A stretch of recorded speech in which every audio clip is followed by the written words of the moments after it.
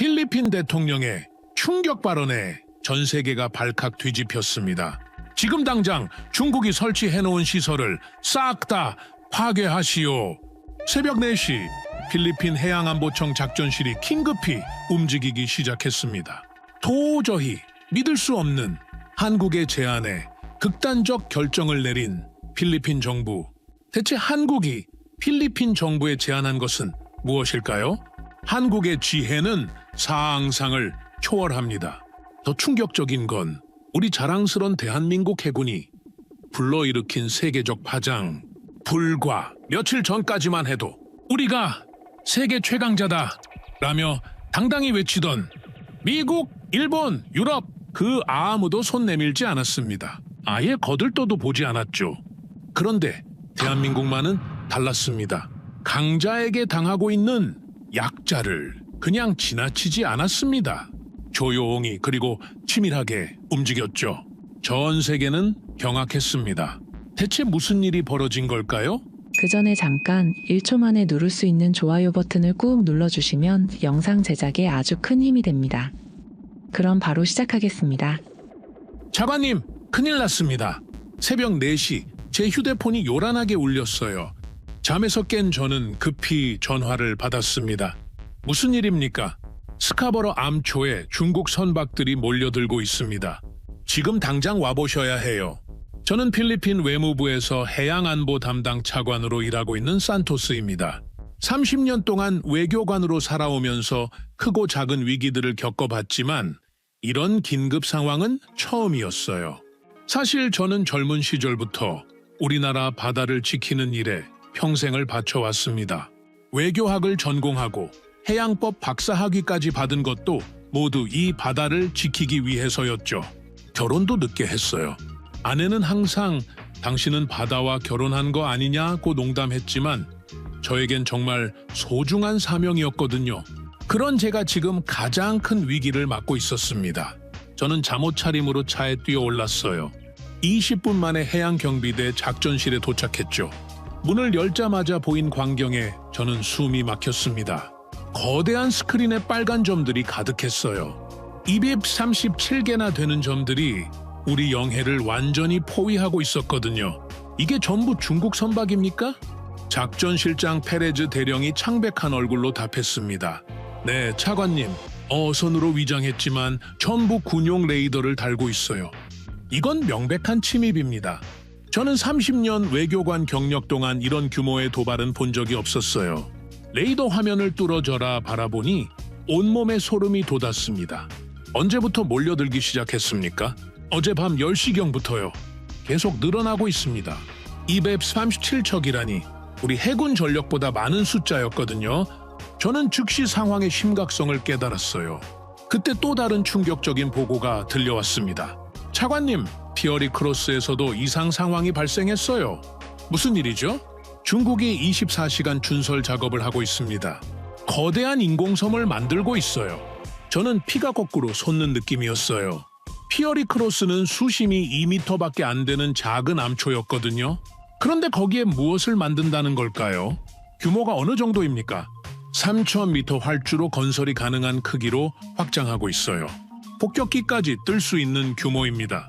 저는 온몸이 떨렸습니다. 해양법 전문가인 제가 보기에도 이건 명백한 주권 침해였어요. 우리 바다에 중국 군사기지를 건설하려는 계획이었죠. 지금 즉시 중국 측에 항의하십시오. 하지만 더 끔찍한 소식이 기다리고 있었어요. 차관님, 방금 마누엘 산체스 어민이 중국 해경에 억류됐습니다. 뭐라고요?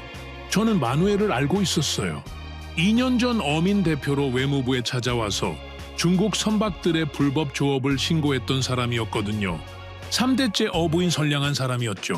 스카버러 암초 근처에서 조업하던 중 중국 해경이 강제로 연행했어요.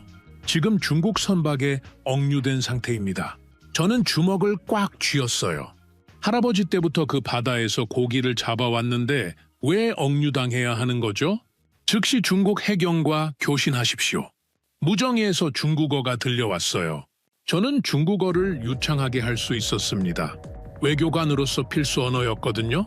이쪽은 필리핀 해양경비대입니다. 우리 어민을 즉시 석방하십시오. 중국 해경 함장의 목소리는 차갑고 오만했어요. 이 해역은 중국 관할입니다. 불법 침입한 어민은 중국 법률에 따라 처리될 것입니다. 저는 30년 외교 경험을 총동원해서 대응했습니다. 무슨 소리입니까? 이곳은 국제법상 필리핀 영해예요. UN 해양법 협약을 무시하시겠습니까? 중국의 역사적 권리를 부정하는 주장은 받아들일 수 없습니다.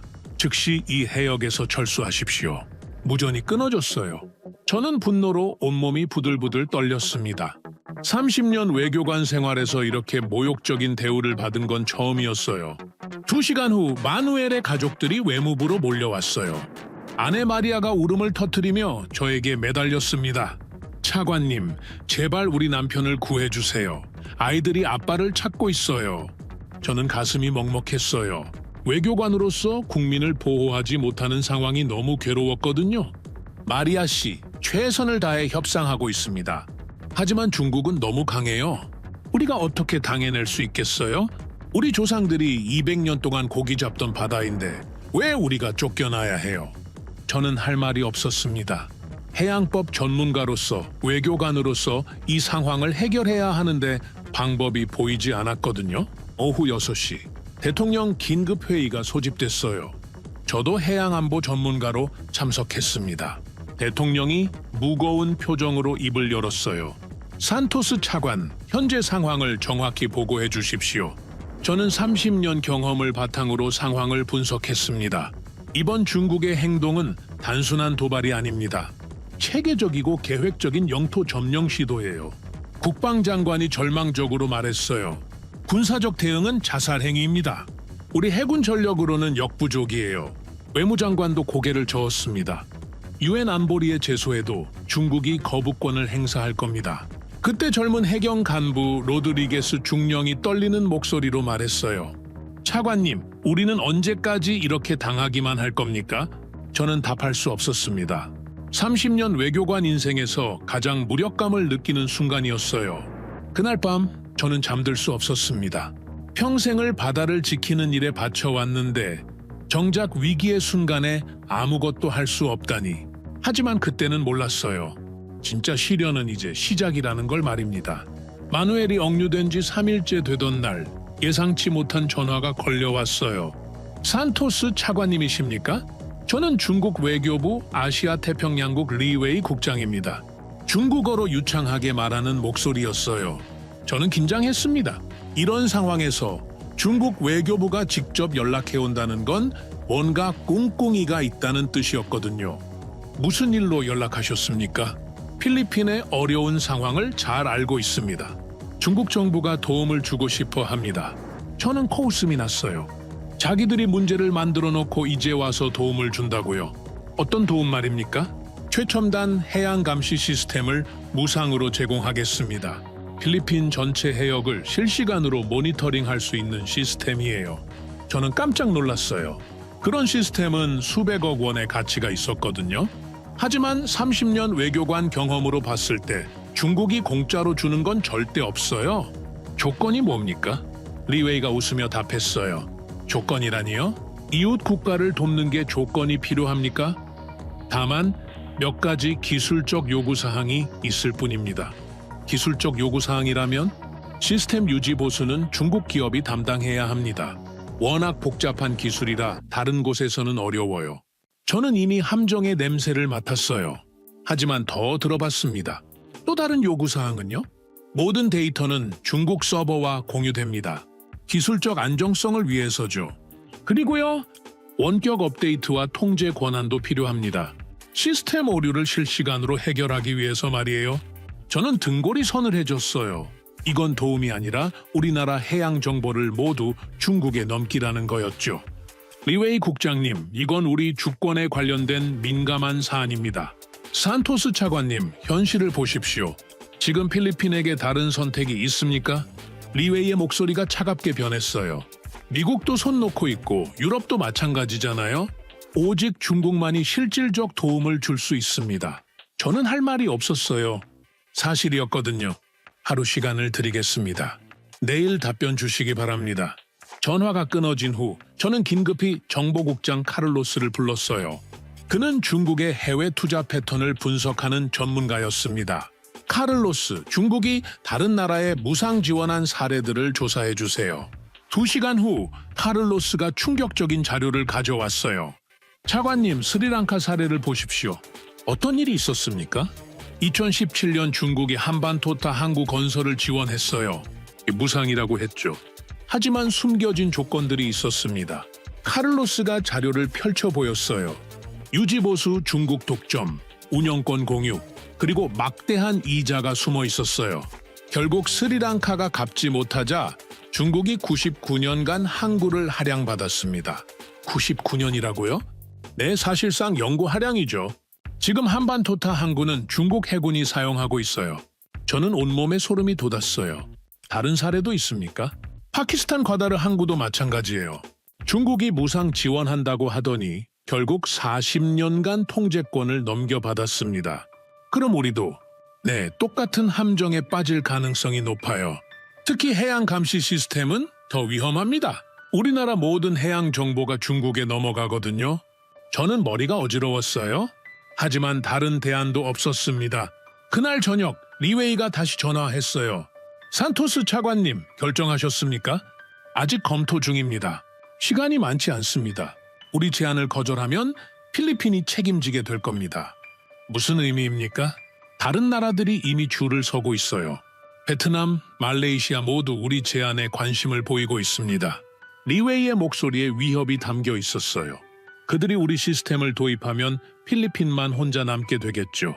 중국을 적으로 두고 살 수 있습니까? 저는 숨이 막혔어요. 이건 명백한 협박이었거든요. 리웨이 국장님, 이런 식으로 압박하시는 건 외교적으로 적절하지 않습니다. 압박이 아닙니다. 현실을 말씀드리는 거예요. 지금 남중국해에서 중국을 거스르고 살아남은 나라가 있습니까? 하지만 마누엘 산체스 어민 이야기도 나왔으니 말인데 그분 석방 문제도 이번 협상과 연결될 수 있어요. 저는 피가 거꾸로 솟았어요. 사람을 인질로 잡아놓고 협상 카드로 쓰겠다는 거였죠. 그게 무슨 말입니까? 우호적 관계에서는 이런 문제들이 쉽게 해결되죠. 하지만 적대적 관계라면 리웨이가 말끝을 흐렸어요. 하지만 의미는 명확했습니다.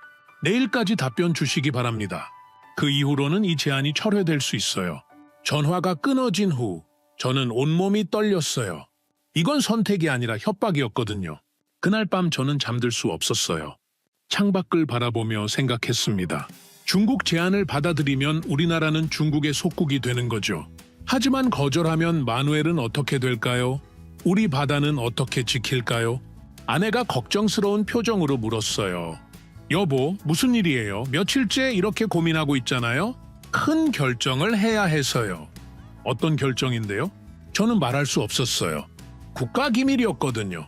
하지만 이 결정이 우리나라 운명을 바꿀 수도 있다는 걸 알고 있었습니다. 새벽 3시, 저는 여전히 뒤척이고 있었어요. 과연 우리에게 다른 선택이 있을까요? 정말 중국의 제안을 받아들여야 할까요? 그런데 그때는 몰랐어요. 전혀 예상치 못한 곳에서 희망의 전화가 올 거라는 걸 말입니다.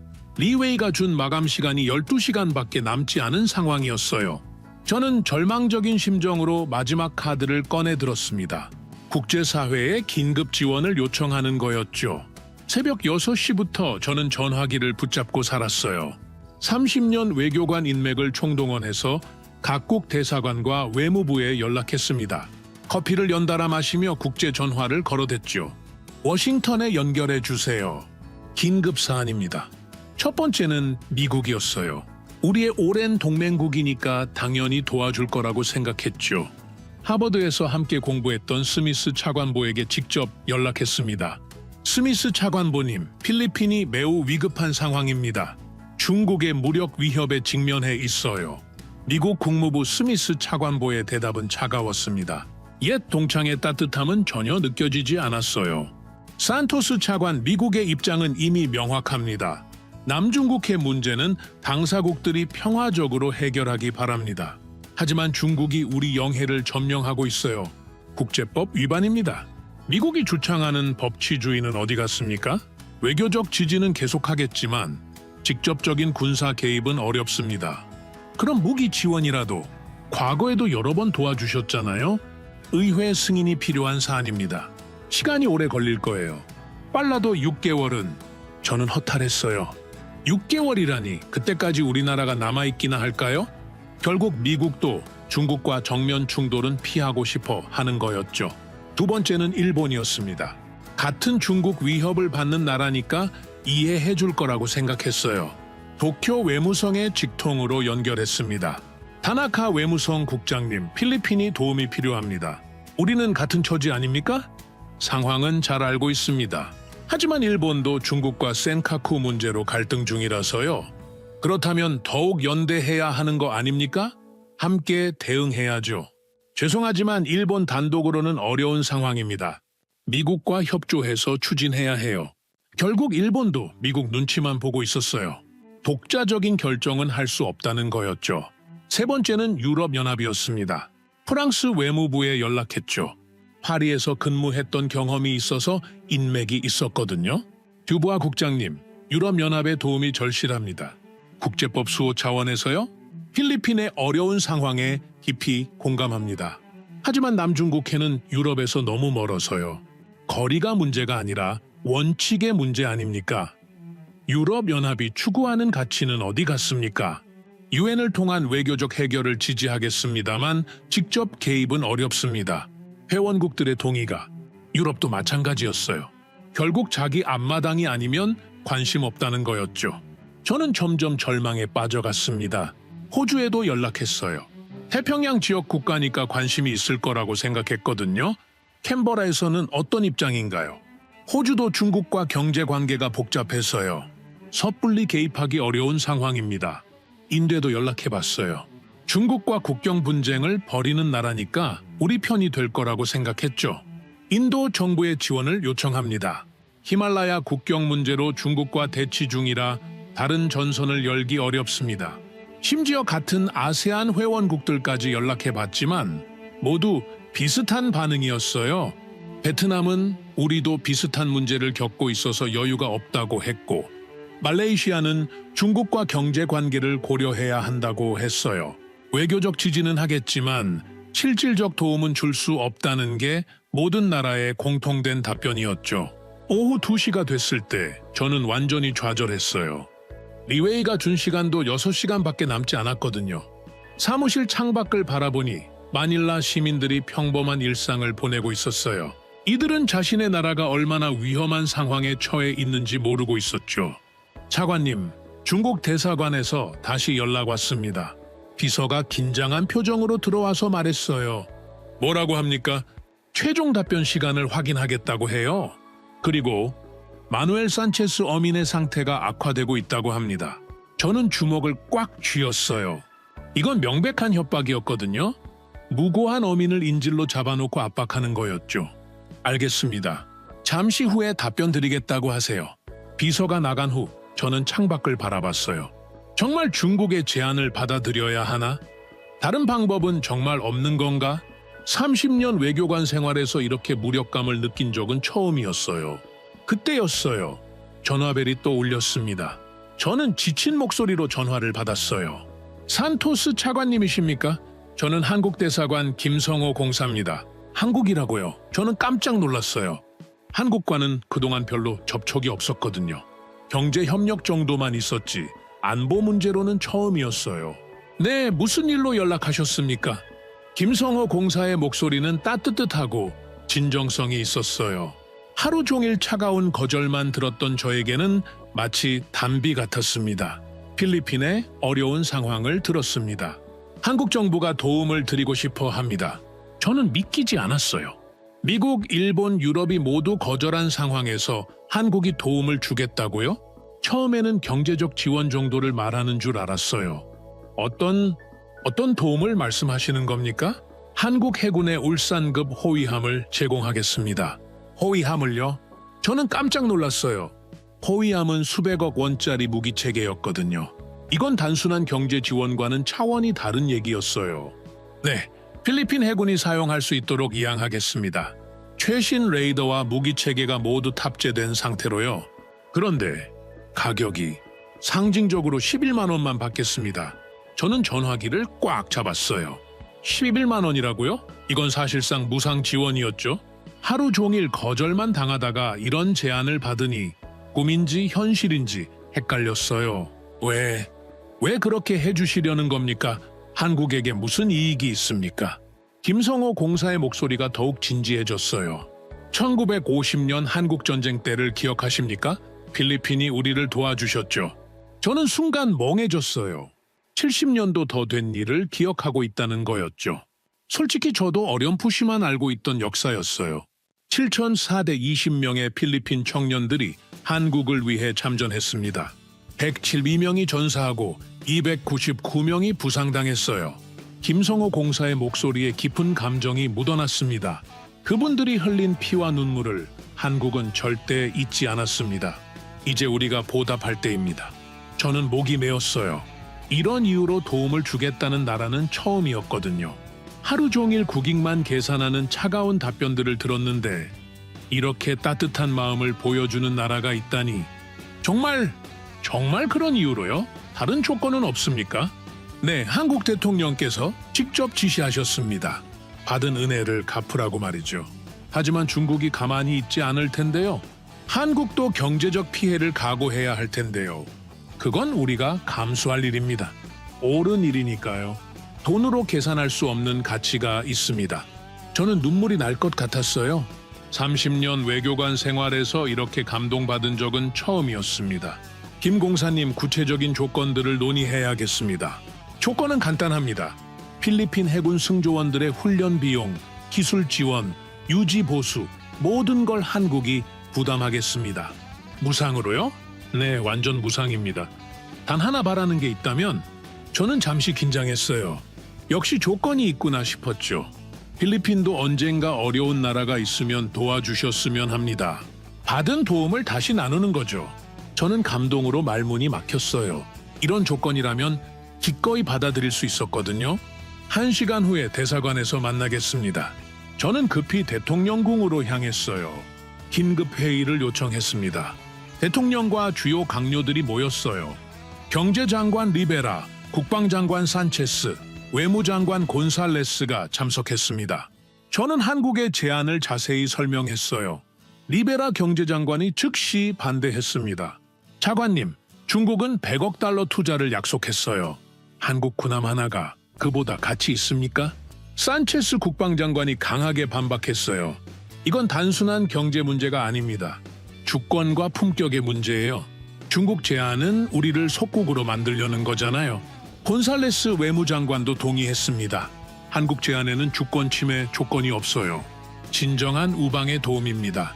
하지만 리베라가 계속 반대했어요. 경제적 현실을 봐야 합니다. 중국과 적대 관계가 되면 우리 경제가 망가져요. 무역량을 생각해 보세요. 회의는 3시간 동안 격렬하게 계속됐어요. 찬성파와 반대파가 팽팽히 맞서면서 치열한 논쟁을 벌였죠. 결국 대통령이 결론을 내렸습니다. 하루 더 시간을 갖고 신중히 결정하겠습니다.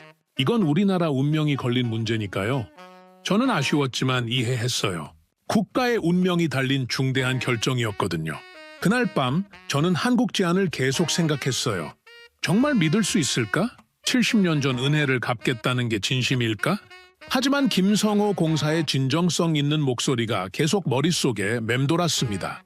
이번이 우리에게 마지막 기회일지도 모르겠어요. 다음 날 아침 저는 한국 대사관으로 향했습니다. 밤새 고민한 끝에 한국 제안이 우리에게 유일한 희망이라는 확신이 들었거든요. 김성호 공사가 대사관 정문에서 직접 저를 맞이했어요. 그의 표정에서 진정성을 느낄 수 있었습니다. 차관님, 어서 오십시오.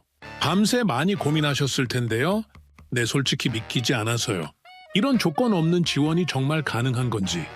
김성호 공사가 제게 따뜻한 차를 내어주며 말했어요. 의심하시는 게 당연합니다. 요즘 세상에 공짜는 없으니까요.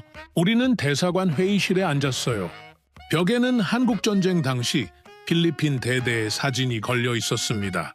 젊은 필리핀 군인들의 모습이 70년 전 그대로 남아 있었죠. 김 공사님, 정말 궁금한 게 있어요. 왜 한국은 이런 결정을 내린 겁니까? 김성호 공사가 벽에 걸린 사진을 바라봤어요. 저희 대통령께서 하신 말씀이 있습니다. 받은 은혜를 잊는 나라는 품격이 없는 나라다라고 하셨거든요. 품격이요? 네, 국가에도 품격이 있다고 생각해요. 돈으로 계산할 수 없는 가치 말입니다. 저는 30년 외교관 생활에서 이런 말을 처음 들었어요. 대부분의 나라들은 국익만 계산했거든요. 하지만 현실적으로 한국도 손해를 보게 될 텐데요. 중국의 경제 보복이 있을 거고. 차관님, 저희가 계산해본 결과 단기적으로는 손해일 수 있어요. 하지만 장기적으로는 그렇지 않을 겁니다. 무슨 의미인지요? 김성호 공사가 자료를 꺼내며 설명했어요. 한국이 추구하는 건 지속 가능한 관계예요. 강압이 아닌 신뢰를 바탕으로 한 관계 말입니다. 중국식이 아닌 방식이라는 거군요. 맞습니다. 중국은 비제더치로 상대방을 올가매려 하지만 한국은 상호 존중을 바탕으로 하고 싶어 해요. 저는 점점 감동받고 있었어요. 이런 철학을 가진 나라가 있다니 구체적인 조건들을 다시 한번 확인하고 싶습니다. 물론이죠. 울산급 호위함 1척을 11만 원에 양도합니다. 이건 한국전쟁 당시 필리핀이 보내준 7,120명을 기리는 의미예요. 훈련은 어떻게 됩니까? 필리핀 해군 승조원 50명을 한국으로 초청해서 6개월간 집중 훈련시킵니다. 모든 비용은 한국이 부담해요. 기술 지원은요? 한국 해군 기술진 70명이 필리핀에 상주하면서 2년간 기술 이전을 담당합니다. 이것도 전액 무상이에요. 저는 놀라웠어요. 이 정도면 수십억 원의 가치였거든요. 정비와 부품 공급은 어떻게 하나요? 향후 10년간 모든 정비 부품을 무상으로 제공합니다. 기술 자립도 지원할 거예요. 정말 조건이 없습니까? 한국 기업에게 특혜를 달라거나 중국과 관계를 끊으라거나. 김성호 공사가 고개를 저었어요. 그런 조건은 일체 없습니다. 다만 한 가지 부탁이 있다면 저는 긴장했어요. 필리핀이 언젠가 다른 어려운 나라를 도와주시길 바랍니다. 이 선순환이 계속되길 원해요. 그게 전부입니까? 네, 그게 전부예요. 받은 도움을 다시 나누는 것, 그것이 우리가 바라는 유일한 조건입니다. 저는 목이 메었어요. 이런 조건이라면 기꺼이 받아들일 수 있었거든요. 그때 김성호 공사가 더욱 진지한 표정으로 말했어요. 차관님, 솔직히 말씀드리겠습니다. 한국도 중국의 압박을 받을 각오를 하고 있어요. 그런데도 하시겠다는 겁니까? 네, 왜냐하면 이것이 옳은 일이기 때문입니다. 우리는 받은 은혜를 잊지 않는 것이 국가의 품격이라고 믿어요. 김성호 공사가 잠시 멈춘 후 계속 말했어요. 그리고 단 하나의 바람이 있다면 필리핀도 언젠가 또 다른 이들을 도와주시길 바랍니다. 그것이 진정한 품격 있는 국가들의 모습이라고 생각해요. 저는 30년 외교관 생활에서 이렇게 감동받은 적이 없었어요. 이건 단순한 거래가 아니라 철학이었거든요. 김 공사님, 한국의 진심을 확실히 느꼈습니다. 대통령께 강력히 건의하겠어요. 감사합니다. 참, 한 가지 더 말씀드릴 게 있어요. 무엇입니까? 이 호위함에는 특별한 이름을 붙이고 싶습니다. 필리핀 의리함이라고요. 의리함이요? 네, 70년 전 필리핀이 보여준 의리를 기리는 의미입니다. 그리고 앞으로도 우리 두 나라가 의리로 맺어지길 바라는 마음이에요. 저는 완전히 감동했습니다. 이 정도의 정성이면 더 이상 의심할 여지가 없었어요. 대사관을 나온 후 저는 바로 대통령궁으로 향했습니다. 긴급 회의를 다시 요청했어요. 대통령실에는 어제와 같은 멤버들이 모였습니다. 하지만 분위기는 달랐어요. 중국의 최후 통첩 시간이 6시간밖에 남지 않았거든요. 각하, 한국과의 협상을 마쳤습니다. 대통령이 긴장한 표정으로 물었어요. 결과가 어떻습니까? 저는 한국의 제안을 상세히 보고했습니다. 11만 원의 상징적 가격, 완전 무상 훈련, 기술 이전, 부품 지원까지 모든 내용을 설명했어요. 리베라 경제장관이 여전히 반대했습니다. 각하, 중국은 100억 달러예요. 한국 제안과는 규모가 다릅니다. 하지만 산체스 국방장관이 강력히 반박했어요. 장관님, 100억 달러가 무슨 소용입니까? 우리 주권을 팔아넘기는 건데요. 곤살레스 외무장관도 동의했습니다. 한국 제안은 조건이 깨끗해요. 주권 침해가 전혀 없습니다. 그때 정보국장 카를로스가 새로운 정보를 가져왔어요. 각하, 중국이 다른 아세안 국가들에게도 같은 제안을 하고 있다는 정보가 있습니다. 무슨 말입니까? 베트남과 말레이시아에도 해양 감시 시스템을 제안했대요. 우리만 타겟이 아니라는 뜻입니다. 이 정보가 상황을 바꿔놓았어요. 중국이 남중국해 전체를 통제하려는 거대한 계획의 일부라는 게 명확해졌거든요. 대통령이 깊은 한숨을 쉬었어요. 산토스 차관, 한국 제안에 대한 개인적 의견은 어떻습니까? 각하, 저는 30년 외교관으로 살면서 이런 순수한 선의를 본 적이 없습니다. 한국의 진심을 의심할 이유가 없어요. 정말 조건이 없다고 봅니까? 네, 오히려 우리에게 언젠가 다른 나라를 도우라고 부탁하더군요. 이런 조건이라면 기꺼이 받아들일 수 있습니다. 대통령이 강요들을 둘러봤어요. 마지막으로 의견을 들어보겠습니다. 산체스 국방장관이 먼저 말했어요. 각하, 한국안을 지지합니다. 이것이 우리 주권을 지키는 길입니다. 곤살레스 외무장관도 동의했습니다. 저도 한국안에 찬성합니다. 장기적으로 훨씬 유리해요. 리베라 경제장관만 여전히 망설였어요. 경제적 손실이 걱정됩니다만 다수 의견을 따르겠습니다. 대통령이 최종 결정을 내렸습니다. 한국의 제안을 수용합니다. 산토스 차관, 즉시 한국 측에 연락하십시오. 저는 가슴이 벅찼어요. 드디어 희망의 빛이 보이는 순간이었거든요. 김성호 공사에게 즉시 전화했습니다. 공사님, 필리핀 정부가 한국의 제안을 받아들이기로 결정했습니다. 정말입니까? 감사합니다, 차관님. 언제 호위함을 인계받을 수 있습니까? 2주 후 부산항에서 인계식을 갖겠습니다. 그때 필리핀 해군 승조원들도 함께 오시면 바로 훈련을 시작할 수 있어요.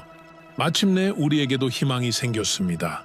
중국의 거대한 압박 앞에서도 굴복하지 않을 수 있는 힘을 얻게 된 거죠. 그날 저녁, 저는 오랜만에 편안한 마음으로 잠자리에 들 수 있었어요. 한국이라는 진정한 친구를 만난 것 같았거든요. 2주 후, 저는 필리핀 해군 대표단과 함께 부산항에 도착했습니다. 인천공항에서 부산까지 가는 내내 마음이 설렜어요. 정말 꿈 같은 일이 현실이 되는 순간이었거든요.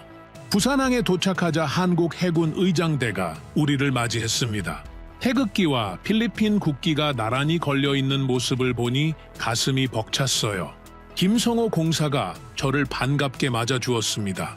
차관님, 부산에 오신 것을 환영합니다. 오늘이 역사적인 날이 될 거예요.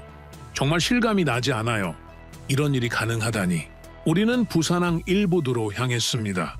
거기서 저는 평생 잊지 못할 광경을 보게 됐어요. 거대한 울산급 호위함이 우리를 기다리고 있었습니다. 길이 102m, 배수량 2,300톤의 위풍당당한 모습이었죠. 함포와 미사일 시스템까지 완벽하게 갖춘 최신 전투함이었어요. 저게 정말 우리 것이 되는 겁니까? 필리핀 해군 사령관 델 로사리오 제독이 믿기지 않는다는 표정으로 물었어요. 한국 해군 작전사령관 박중호 제독이 다가와서 설명했습니다. 네, 이 함정은 이제 필리핀 해군 소속입니다. 함명도 필리핀 의리함으로 명명했어요. 의리함이라니 정말 의미 깊은 이름이군요. 박 제독이 우리를 함정으로 안내했어요. 갑판에 올라서자 필리핀 국기가 마스트에 펄럭이고 있었습니다. 그 순간 저는 눈물이 날 것 같았어요. 이 함정의 성능을 간단히 설명드리겠습니다. 한국 해군 기술장교가 각종 장비들을 보여줬어요. 최신 3차원 대공 레이더, 해상 감시 레이더, 전자전 시스템이 모두 탑재되어 있습니다. 델 로사리오 제독이 놀라며 물었어요. 이 레이더로 얼마나 멀리까지 탐지할 수 있습니까? 200km 이상 가능합니다. 중국 함정들의 움직임을 미리 파악할 수 있어요. 정말입니까? 네, 그리고 이 함포는 자동 사격 통제 시스템과 연동됩니다. 정확도가 매우 높아요. 필리핀 해군 장교들이 연신 감탄했어요. 우리가 보유한 함정들과는 차원이 다른 수준이었거든요. 미사일 시스템은 어떻습니까? 대한미사일과 대공미사일이 모두 탑재되어 있습니다. 중국 함정들이 함부로 접근하지 못할 거예요. 인계식이 시작됐습니다. 한국 해군기와 필리핀 해군기가 교체되는 순간 저는 정말 감격스러웠어요. 김성호 공사가 마이크를 잡고 말했습니다. 70년 전 필리핀이 보여준 의리를 한국은 절대 잊지 않았습니다. 이제 우리가 그 은혜를 갚을 때입니다. 박중호 제독도 감동적인 말을 했어요. 이 함정이 필리핀의 바다를 지키는 든든한 방패가 되길 바랍니다. 인계식이 끝난 후 본격적인 훈련이 시작됐습니다. 필리핀 해군 승조원 50명이 한국 해군 교관들로부터 집중 교육을 받았어요. 첫날부터 한국 해군의 전문성에 놀랐습니다. 레이더 조작법부터 차근차근 알려드리겠습니다. 한국 해군 교관이 친절하게 설명했어요. 단순히 버튼 누르는 법만 가르치는 게 아니라 원리부터 설명해 줬거든요. 왜 이렇게 자세히 가르쳐 주십니까? 필리핀 해군 소령 라모스가 물었어요. 진정한 기술 이전이 목표니까요. 여러분이 완전히 자립할 수 있을 때까지 도와드릴 겁니다. 이런 정성을 보이는 나라는 처음이었어요.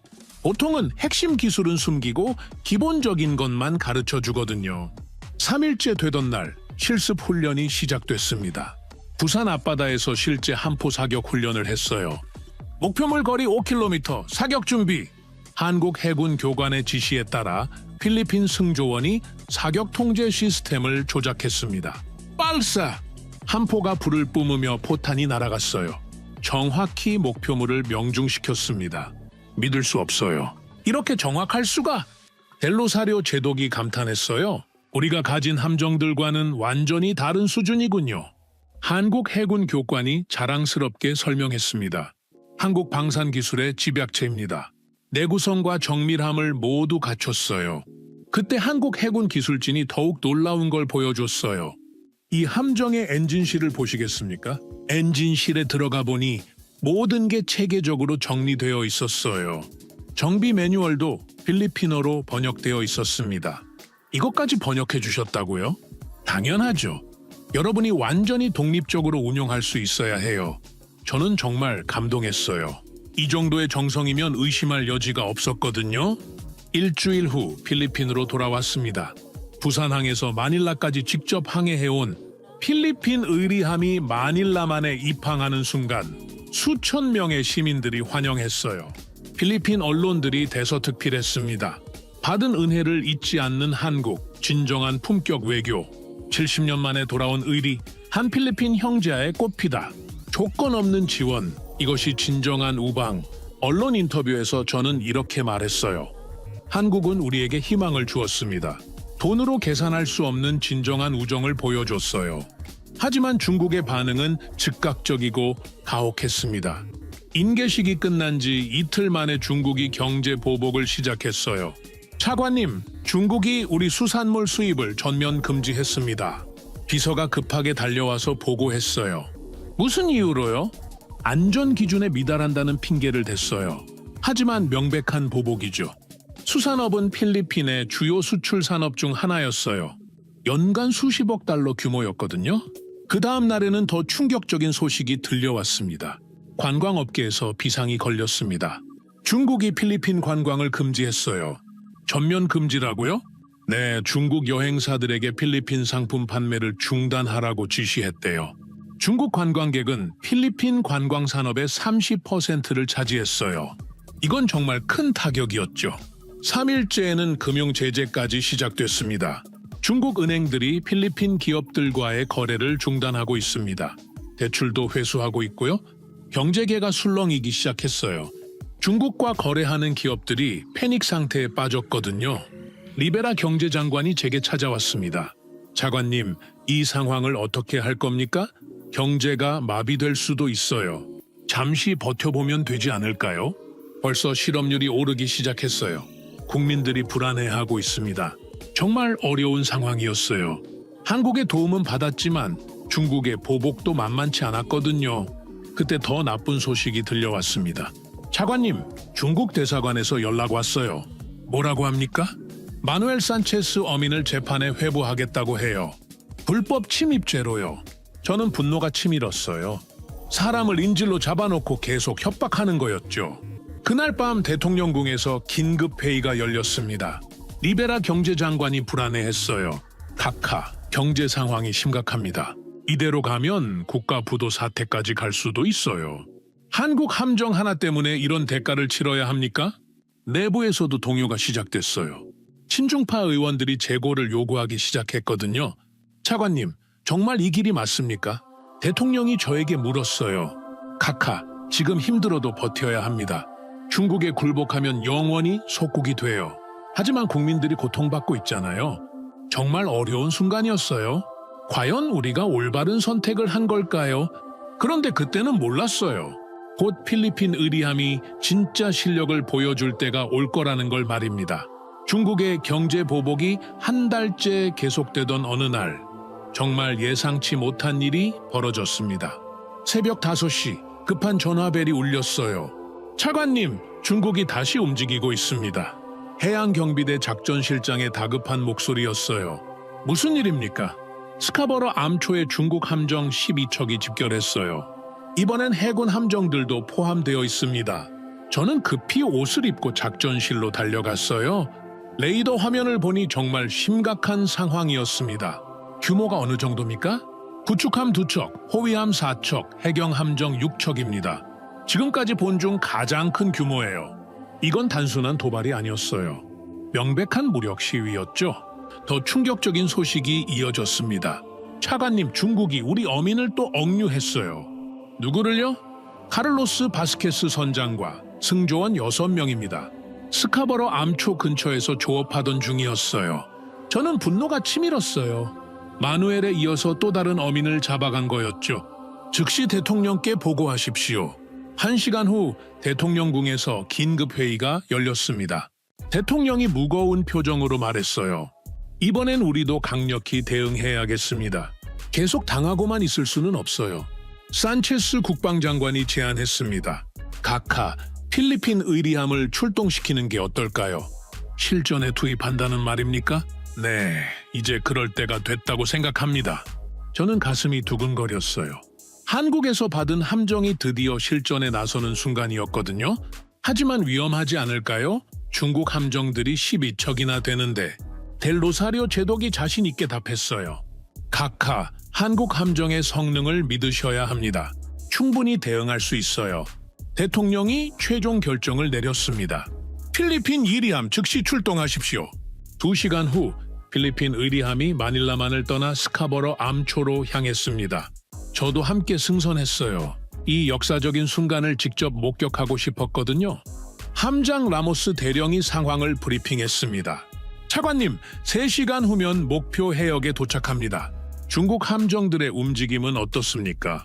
여전히 스카버러 암초 주변에 집결해 있어요. 우리 어민들을 포위하고 있습니다. 함교에 올라가니 한국제 레이더가 작동하고 있었어요. 200km 밖의 상황까지 선명하게 보였습니다. 정말 놀라운 성능이군요. 레이더 요원이 자랑스럽게 설명했어요. 한국 기술진들이 완벽하게 훈련시켜줬어요. 이제 우리도 중국 함정들을 미리 파악할 수 있습니다. 목표 해역에 도착했을 때 긴장감이 최고조에 달했어요. 전방 15km에 중국 함정들이 보입니다. 망원경으로 보니 중국 함정들이 위협적으로 배치되어 있었어요. 우리 어선을 완전히 포위한 상태였죠. 라모스 함장이 무전을 켰습니다. 이쪽은 필리핀 해군입니다. 즉시 우리 어민을 석방하십시오. 중국 함장의 대답은 여전히 오만했어요. 이 해역은 중국 관할입니다. 필리핀 군함은 즉시 철수하십시오. UN 해양법 협약에 따라 이곳은 필리핀 영해입니다. 중국의 역사적 권리를 인정하지 않는 주장은 무효입니다. 그때 중국 함정 하나가 우리에게 접근하기 시작했어요. 차관님, 중국 호위함이 2km까지 접근하고 있습니다. 함포를 조준하고 있어요. 이건 명백한 무력 위협이었어요. 저는 온몸이 긴장됐습니다. 라모스 함장이 침착하게 명령했어요. 사격 통제 레이더 가동, 목표물 로건. 한국제 사격 통제 시스템이 작동했습니다. 중국 함정을 정확히 조준했어요. 목표물 포착 완료, 사격 준비 완료. 그 순간 무전으로 경고 방송을 했습니다. 중국 함정, 더 이상 접근하면 자위권을 행사하겠습니다. 중국 함정이 잠시 멈췄어요. 우리의 정밀한 조준에 당황한 것 같았죠. 차관님, 함포 발사 허가를 요청합니다. 라모스 함장이 저를 바라봤어요. 정말 중대한 순간이었습니다. 경고 사격 일발만 하십시오. 함포 발사! 필리핀 의리함의 함포가 불을 뿜었어요. 포탄이 중국 함정 앞 500m 지점에 정확히 떨어졌습니다. 그 순간 기적 같은 일이 벌어졌어요. 차관님, 중국 함정들이 후퇴하고 있습니다. 정말이었어요. 12척의 중국 함정들이 모두 뒤로 물러나기 시작했어요. 우리 어민들도 석방됐습니다. 카를로스 바스케스 선장과 승조원들이 무사히 풀려났어요. 저는 믿을 수 없었습니다. 한 척의 함정이 12척을 물러나게 한 거였어요. 한국 함정의 위력이 정말 대단하군요. 델로사리오 제독이 감탄했어요. 그날 저녁 전 세계 언론들이 이 소식을 대서특필했습니다. 필리핀 해군, 한국제 함정으로 중국 견제 성공, 작은 나라의 당당한 자위권 행사, 한국 무기의 우수성 다시 한번 입증. CNN에서는 이렇게 보도했어요. 대한민국의 품격 외교가 또 한 번 빛을 발했다. 70년 전 받은 은혜를 잊지 않고 무조건적 지원을 한 결과 작은 나라가 강대국에 맞설 수 있는 힘을 얻었다. BBC도 마찬가지였습니다. 한국은 21세기 은혜 외교의 교과서를 보여주고 있다. 조건 없는 진정한 우정이 얼마나 강력한 힘을 발휘하는지 증명했다. 워싱턴 포스트는 더욱 감동적으로 썼어요. 받은 도움을 잊지 않는 나라, 대한민국. 이것이 진정한 품격 있는 국가의 모습이다. 그런데 정말 놀라운 일은 그 다음에 벌어졌어요. 전 세계에서 한국 무기에 대한 주문이 폭주하기 시작했습니다. 폴란드에서 먼저 연락이 왔어요. 한국의 K2 전차와 K9 자주포를 대량 주문하고 싶습니다. 몇 대나 주문하시겠습니까? 전차 180대, 자주포 202대요. 이건 수조 원 규모의 계약이었어요. 사우디아라비아에서도 연락 왔습니다. 한국의 탄도미사일 방어 시스템 도입을 검토하고 있습니다. 호주에서는 K 장갑차 공급 계약을 요청했어요. 필리핀에서 보여준 성능에 깊은 인상을 받았습니다. 루마니아도 마찬가지였어요. K 방산 장비 수입을 대폭 확대하고 싶습니다. 노르웨이, 에스토니아, 체코까지 줄줄이 주문이 들어왔어요. 국제 군사전시회에서는 한국관 부스의 인산인해를 이뤘습니다. 한국 무기의 실전 성능이 입증됐으니까 믿을만하다. 필리핀 사례를 보니 정말 우수한 것 같다. 각국 군사 관계자들이 한국 부스 앞에 길게 줄을 섰어요. 한국 방산업체 직원이 감격스러워했습니다. 이런 일은 처음이에요. 하루에 수십 개국에서 문의가 쏟아지고 있어요. 심지어 미국 언론도 놀라워했어요. K방산이 세계 군사무기의 새로운 스탠다드로 부상하고 있다. 품질과 성능, 그리고 신뢰성까지 모두 갖춘 무기체계다. 영국 군사 전문지에서는 이렇게 평가했습니다. 한국은 무기만 파는 게 아니라 진정성까지 함께 판다. 이것이 K방산의 경쟁력이다. 프랑스 언론도 찬사를 보냈어요. 한국의 품격 외교와 우수한 기술력이 만나 시너지를 창출하고 있다. 독일에서는 아예 한국을 모델로 삼겠다고 했어요. 우리도 한국처럼 품격 있는 외교를 해야 한다. 그 결과 한국 방산 수출이 역대 최고 기록을 경신했습니다. 올해 K방산 수출이 200억 달러를 넘어설 것 같습니다. 한국 방산청 관계자가 흥분해서 말했어요. 전 세계가 한국을 주목하기 시작했습니다. 단순히 무기 성능 때문이 아니라 품격 때문이었어요. K방산을 사면 기술만 받는 게 아니라 진정한 파트너십을 얻는다. 한국은 약속을 지키는 나라다. 믿을 수 있다. 각국 정부와 군 관계자들이 이렇게 평가했어요. 저는 정말 뿌듯했습니다. 한국이 우리를 도와준 덕분에 전 세계가 한국의 진가를 알아보게 된 거였어요. 그런데 이건 시작에 불과했습니다. 더 큰 감동이 우리를 기다리고 있었거든요. 필리핀 의리함의 성공 이후 2주가 지나자 정말 믿기 어려운 일들이 연달아 벌어졌습니다. 가장 먼저 바뀐 건 국제사회의 분위기였어요. 그동안 필리핀을 무시하던 나라들이 갑자기 관심을 보이기 시작했거든요. 차관님, 미국 국무부에서 연락 왔습니다. 비서가 흥겁해서 달려왔어요. 무슨 내용입니까? 한 필리핀 협력 모델을 연구하고 싶다고 해요. 우리가 어떻게 이런 성과를 얻었는지 궁금하대요. 저는 웃음이 나왔어요. 얼마 전까지만 해도 우리를 외면하던 미국이 이제 와서 관심을 보인다니. 일본에서도 연락이 왔습니다. 필리핀의 해양 안보 전략에 대해 논의하고 싶습니다. 유럽연합도 마찬가지였어요. 필리핀과 포괄적 파트너십을 논의하자는 제안이 들어왔습니다. 하지만 가장 의미 깊은 연락은 한국에서 온 거였어요. 김성호 공사가 직접 전화했습니다. 차관님, 한국 정부에서 양국 관계를 한 단계 더 발전시키고 싶어 합니다. 어떤 방향으로요? 포괄적 전략협력 관계로 격상하자는 제안입니다. 저는 가슴이 벅찼어요. 전략협력 관계라니 이건 정말 꿈 같은 일이었거든요. 구체적으로 어떤 내용인가요? 국방, 안보, 경제, 기술 등 모든 분야에서 포괄적 협력을 하자는 거예요. 일주일 후 마닐라 대통령궁에서 한필리핀 포괄적 전략협력 협정 서명식이 열렸습니다. 김성호 공사가 한국 정부 특사 자격으로 참석했어요.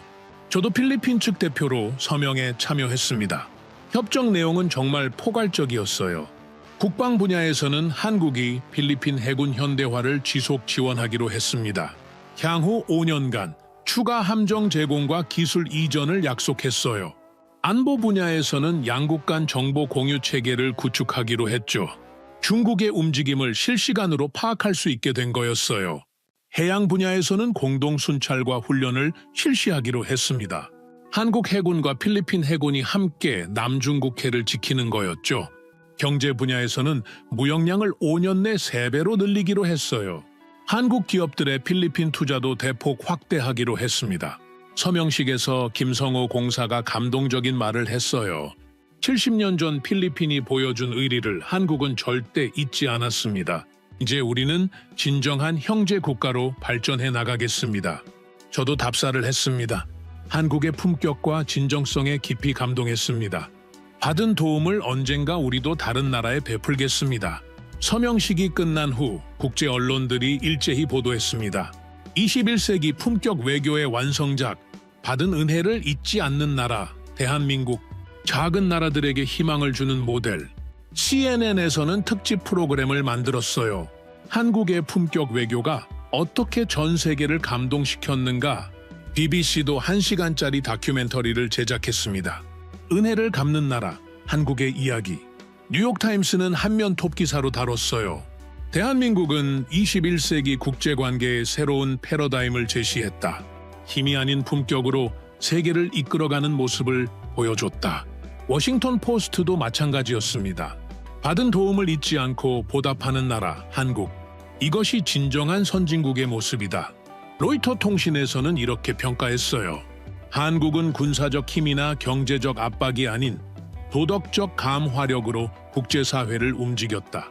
AP통신도 찬사를 보냈습니다. 21세기 들어 가장 아름다운 외교 사례, 한국이 전 세계에 희망을 주었다. 유럽 언론들도 한국을 극찬했어요. 영국 가디언은 이렇게 썼습니다. 한국은 국가에도 품격이 있다는 것을 보여줬다. 돈으로 계산할 수 없는 가치를 실현했다. 프랑스 르몽드도 마찬가지였어요. 한국의 외교는 시와 같다. 아름답고 감동적이며 사람의 마음을 움직인다. 독일 슈피겔에서는 아예 한국을 모델로 삼겠다고 했어요. 우리도 한국처럼 품격 있는 외교를 해야 한다. 이것이 진정한 선진국의 길이다. 이탈리아 코리엘의 델라 세라도 감동적으로 썼습니다. 한국은 외교가 예술이 될 수 있음을 보여줬다. 조건 없는 선의가 얼마나 강력한지 증명했다. 아시아 언론들도 놀라워했어요. 일본 아사히 신문은 이렇게 평가했습니다. 한국의 품격 외교 앞에서 일본도 반성해야 한다. 진정한 리더십이 무엇인지 배웠다. 싱가포르 스트레이트 타임스도 마찬가지였어요. 한국은 아시아의 자랑이다. 작은 나라도 품격 있게 살 수 있다는 희망을 줬다. 인도 타임스 오브 인디아에서는 이렇게 썼습니다. 한국의 외교 철학을 배워야 한다. 힘이 아닌 마음으로 세계를 움직였다. 중동 언론들도 감동했어요. 아랍 알자질에서는 이렇게 보도했습니다. 한국은 이슬람의 가르침과 같은 마음을 보여줬다. 받은 은혜를 갚는 것, 이것이 진정한 인간의 도리다. 아프리카 언론들도 한국을 주목했어요. 남아프리카 케이프타임스는 이렇게 썼습니다. 한국은 아프리카 국가들에게 희망을 줬다. 작은 나라도 품격 있게 살 수 있다는 것을 보여줬다. 이런 국제적 찬사 속에서 한국에 대한 인식이 완전히 바뀌었어요. 각국 정부들이 한국을 신뢰할 수 있는 파트너로 보기 시작했습니다. 한국과 협력하면 진정한 윈윈이 가능하다. 한국은 약속을 지키는 나라다. 한국의 지원에는 숨겨진 조건이 없다. 이런 평가가 전 세계로 퍼져나갔어요. 그 결과 한국의 소프트 파워가 급상승했습니다. 한국 문화에 대한 관심도 폭발적으로 늘어났어요. 한국 드라마처럼 아름다운 나라, K-팝처럼 멋진 외교, 한국 음식처럼 따뜻한 마음, 이런 표현들이 각국 언론에 등장했습니다. 유엔에서도 한국의 역할이 주목받기 시작했어요. 한국이 보여준 모델을 전 세계로 확산시켜야 한다. 평화와 상생의 새로운 패러다임. 유엔 사무총장도 한국을 극찬했습니다. 대한민국은 21세기 국제사회의 모범을 보여줬다. 모든 나라가 배워야 할 품격 외교의 교과서다. 그때 김성호 공사가 제게 말했던 게 생각났어요. 우리는 받은 은혜를 잊지 않았을 뿐입니다. 언젠가 필리핀도 누군가를 도와주시길 바랍니다. 정말 단순하면서도 깊은 철학이었어요. 받은 도움을 잊지 않고 다시 나누는 것. 이것이 한국이 추구하는 품격이었죠. 이제 전 세계가 한국을 다른 눈으로 보기 시작했습니다. 단순히 경제 대국이나 기술 강국이 아니라 품격 있는 나라로 인정받게 된 거예요. 그리고 그 변화의 중심에는 70년 전 필리핀이 보여준 작은 의리가 있었습니다. 한국은 그 의리를 절대 잊지 않았고 마침내 갚을 수 있게 된 거였죠. 그로부터 1년이 지난 지금 저는 마닐라만을 바라보며 그때를 회상합니다. 필리핀 의리함이 저 앞바다를 지키고 서 있어요.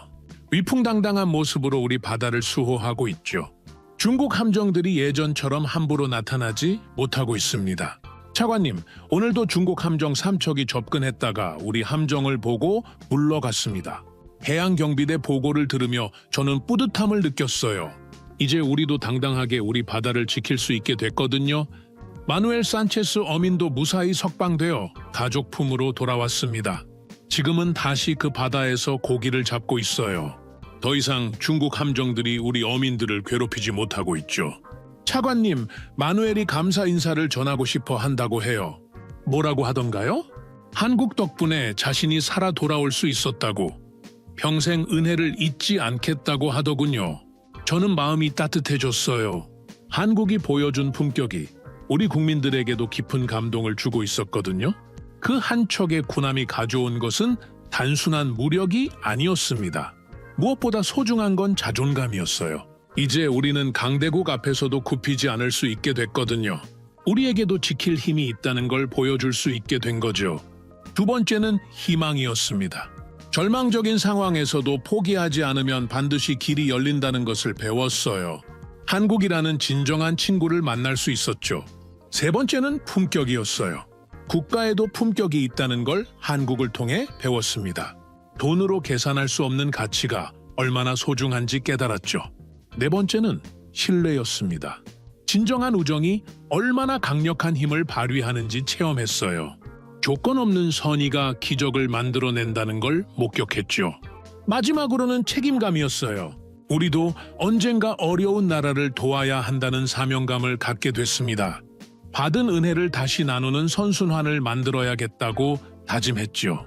실제로 필리핀도 변화하기 시작했습니다. 얼마 전 동티모르에서 자연재해가 발생했을 때 우리가 먼저 나서서 도움을 줬어요. 한국에서 배운 품격 외교를 실천한 거였죠. 차관님, 동티모르 정부에서 감사 서한이 왔습니다. 뭐라고 써 있나요? 필리핀의 따뜻한 도움을 평생 잊지 않겠다고 하네요. 저는 뿌듯했어요. 한국에서 받은 감동을 우리도 다른 나라에 전해줄 수 있게 된 거였거든요. 캄보디아에서 홍수가 났을 때도 마찬가지였어요. 우리가 구호물품과 의료진을 보냈습니다. 왜 우리가 도와야 합니까? 하고 묻는 사람들에게 저는 이렇게 답했어요. 한국이 우리를 도와준 이유와 같습니다. 옳은 일이니까요. 라오스에 학교를 지어주고 미얀마에 의료진을 파견하고 방글라데시에 재해 구호팀을 보내는 일들이 계속됐어요. 이제 필리핀도 받은 도움을 나누는 나라로 인정받기 시작했습니다. 필리핀이 한국을 닮아가고 있다. 작은 나라들의 연대가 아름답다. 품격 외교의 선순환이 시작됐다. 국제 언론들이 이렇게 평가하기 시작했어요. 한국과의 관계도 더욱 깊어졌습니다. 김성호 공사는 지금 한국 외교부 차관으로 승진했어요. 하지만 여전히 필리핀과의 관계를 챙기고 있습니다. 산토스 차관님, 한국에서 필리핀 청년들을 초청해서 교육하고 싶다고 해요. 어떤 교육인가요? 해양기술, 조선기술, 방산기술 등을 가르쳐 주겠다고 하네요. 모두 무상으로요. 한국의 도움은 계속되고 있었어요. 단순히 군함 하나로 끝나는 게 아니라 지속적인 협력으로 발전하고 있었죠. 필리핀 청년 100명이 한국에서 교육받고 돌아왔어요. 이들이 우리나라 해양산업의 중추가 되고 있습니다. 차관님, 한국에서 배운 기술로 우리도 작은 함정을 만들 수 있을 것 같아요. 젊은 엔지니어들이 자신감 넘치는 목소리로 말했어요. 정말입니까? 네, 한국 기술진들이 정말 자세히 가르쳐 줬어요. 숨기는 게 하나도 없었어요. 이제 우리도 자립할 수 있는 기반을 갖추게 된 거예요. 중국은 여전히 우리를 압박하고 있지만 예전과는 다릅니다. 우리에게 한국이라는 든든한 동반자가 있고 국제사회의 지지도 받고 있거든요. 차관님, 중국이 경제 제재를 완화하겠다고 하네요. 정말입니까? 네, 우리가 한국과 협력하는 걸 막을 수 없다는 걸 깨달은 것 같아요. 중국도 현실을 인정하기 시작했어요. 필리핀이 더 이상 혼자가 아니라는 걸 알게 된 거죠. 지금도 스카버로 암초에서는 필리핀 의리함이 든든하게 우리 바다를 지키고 있습니다. 중국 함정들이 나타나면 당당하게 대응하고 있어요. 우리 바다는 우리가 지킨다.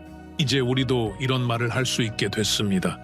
한국 승조원들과 함께 훈련하면서 우리 해군의 실력도 놀랍게 향상됐어요. 이제 동남아시아에서 가장 강한 해군 중 하나로 평가받고 있습니다. 차관님, 베트남에서 우리 해군 훈련 프로그램에 참가하고 싶다고 해요. 우리가 다른 나라를 가르칠 수 있을 정도가 됐다고요? 네, 한국에서 배운 기술을 이제 우리가 다른 나라에 전수할 수 있어요. 정말 놀라운 변화였어요. 도움을 받던 나라에서 도움을 주는 나라로 발전한 거였죠. 오늘 저녁 저는 김성호 차관과 화상회의를 했습니다.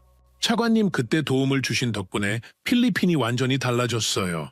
산토스 차관님이 잘하신 거예요. 우리는 작은 도움을 드렸을 뿐입니다. 아닙니다. 한국이 보여준 품격이 우리를 변화시켰어요. 김성호 차관이 웃으며 말했어요. 그럼 이제 필리핀도 다른 나라를 도와주세요. 받은 도움을 계속 나누는 거죠. 물론입니다. 한국에서 배운 품격을 계속 실천하겠어요. 한국이 없으면 세계가 멈춘다. 2025년 세계 경제와 안보는 사상 최고의 격변기를 맞고 있습니다. 최근 미국 트럼프 대통령의 관세 정책은 전 세계에 아주 큰 충격을 주었습니다. 중국은 즉각적인 보복으로 맞대응했고 일본은 고개를 숙이며 외교적 채널을 통해 우려를 전달했습니다. 유럽은 WTO에 제소하며 회의적인 태도를 보였죠. 그런데 한국은 달랐습니다. 그들은 아무 말도 하지 않았습니다. 그저 조용했죠. 하지만 2달 후 미국의 주요 공장들이 하나둘 멈추기 시작했습니다. 한국이 멈추면 세계는 멈춥니다. 이건 비유가 아닙니다. 사실입니다. 지금 이 순간 세계는 한 나라의 움직임에 따라 방향을 바꾸고 있습니다. 그리고 그 나라의 이름은 바로 대한민국입니다.